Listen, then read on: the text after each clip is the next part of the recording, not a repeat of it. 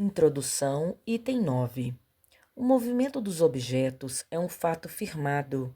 A questão é saber se, nesse movimento, há ou não uma manifestação inteligente e, em caso afirmativo, qual é a fonte dessa manifestação. Não falamos do movimento inteligente de certos objetos, nem das comunicações verbais, nem mesmo daquelas que são escritas diretamente pelo médium. Esse gênero de manifestação evidente para aqueles que viram e aprofundaram a coisa não é, à primeira vista, bastante independente da vontade para assentar a observação de um observador novato. Não falaremos, pois, senão da escrita obtida com a ajuda de um objeto qualquer munido de um lápis, tal como o cesto, a prancheta, etc. A maneira pela qual os dedos do médium pousam sobre o objeto desafia, como o dissemos, a destreza mais completa de poder participar em que o seja no traçado dos caracteres.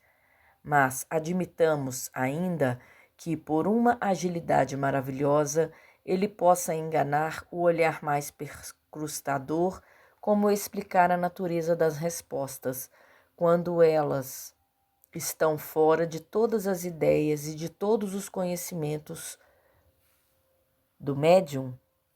E note-se que não se trata de respostas monossilábicas, mas frequentemente de várias páginas escritas com a mais espantosa rapidez, seja espontaneamente, seja sobre um assunto determinado.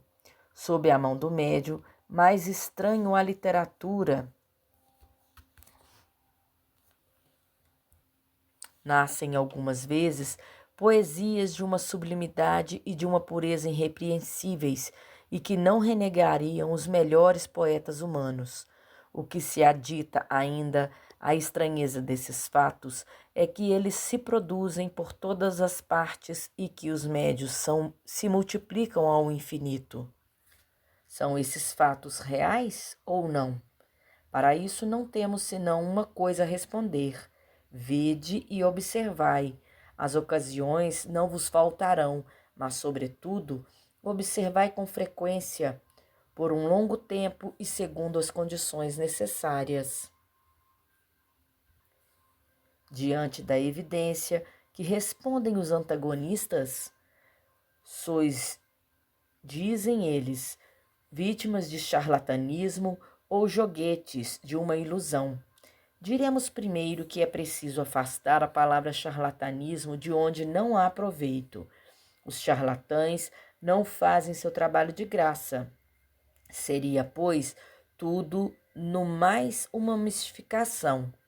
Mas, por que estranha coincidência, esses mistificadores se teriam entendido de um extremo ao outro do mundo para agir da mesma maneira, produzir os mesmos efeitos e dar sobre os mesmos assuntos e em línguas diversas respostas idênticas, se não quanto às palavras, ao menos quanto ao sentido?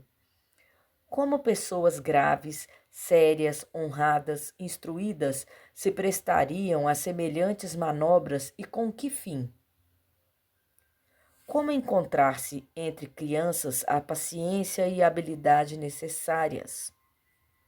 Porque se os médios não são instrumentos passivos, lhes é preciso uma habilidade e conhecimentos incompatíveis com certa idade e certas posições sociais.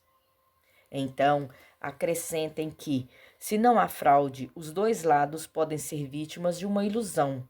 Em boa lógica, a qualidade dos testemunhos tem um certo peso.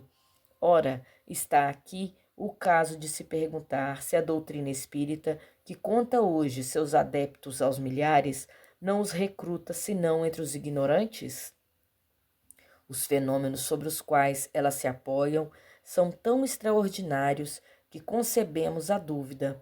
Mas o que não se poderia admitir é a pretensão de certos incrédulos ao monopólio do bom senso e que, sem respeito pelas conveniências ou valor moral de seus adversários, taxam sem cerimônia de ineptos todos aqueles que não têm sua opinião.